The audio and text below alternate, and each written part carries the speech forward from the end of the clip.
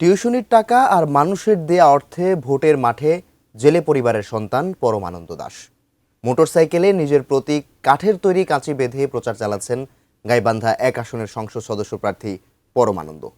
মানুষের অর্থ সহায়তায় চালাচ্ছেন নির্বাচনী খরচ। নজর কাটছে তার ব্যতিক্রমী প্রচারণা। গাইবান্ধা প্রতিনিধির পাঠানো তথ্য ছবিতে রিপোর্ট।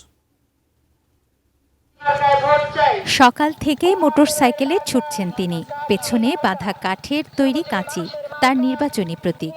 হ্যান্ড মাইক আর কিছু লিফলেট নিয়ে চষে বেড়াচ্ছেন গ্রামগঞ্জ হাটবাজার, চাইছেন ভোট। গাইবান্ধা ১ সুন্দরগঞ্জ আসনের সংসদ সদস্য প্রার্থী তিনি। ব্যতিক্রমী এমন প্রচার চালাচ্ছেন জেলে পরিবারের সন্তান পরমানন্দ দাস। সুন্দরগঞ্জের মাঝিপাড়া গ্রামে তার বাস। পৈতৃক ভিটে ও ছোট্ট একটি পুকুরে মাত্র তার স্থাবর সম্পত্তি।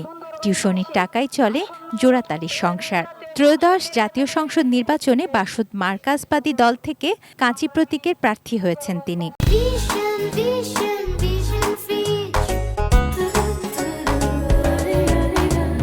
মানুষের ট্যাক্সের টাকা দিয়ে কিন্তু আমি পড়াশোনাটা করছি, ফলে এই মানুষটা যে দুঃখে কষ্টে আছে এই জায়গা থেকে আমি একাই জনগণের কাছে গিয়ে আমি নিজে লিফলেট দেওয়া এবং হ্যান্ড মাইক দিয়ে তাদের কাছে ভোট প্রার্থনা করা, ডোর টু ডোর যাচ্ছি।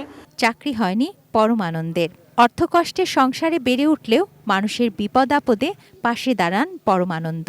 নির্বাচনে জয়ী হতে পারলে মানুষের আরও উপকারে লাগবে ছেলে, আশা তার মায়ের। মানুষের উপকার করার জন্য আমার ছেলে নিজে অপরিয়ে নিজে দাঁড়াইছে, এখন সাহায্য করে দেয় মানুষের।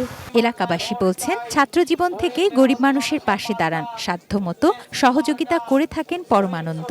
স্বজন ও প্রতিবেশীরা এখন তার সাহায্যে এগিয়ে এসেছেন। তাদের চাঁদায় চলছে তার যৎসামান্য নির্বাচনী খরচ।